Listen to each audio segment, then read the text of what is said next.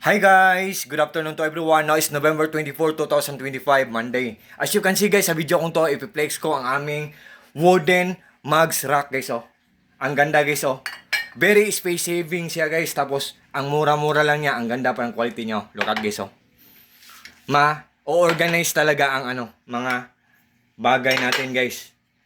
Ang mga mugs natin, yan. Oh. 'Di ba? Ang ganda.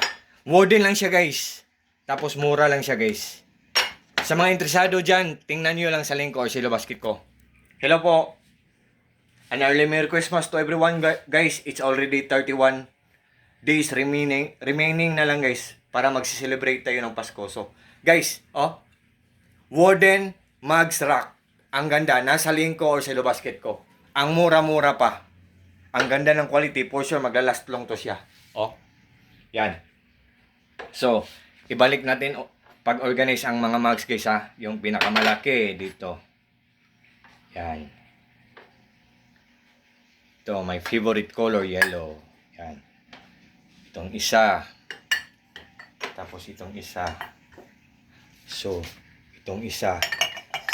So guys, sa lahat po ng mga friends ko dyan, thank you so much po.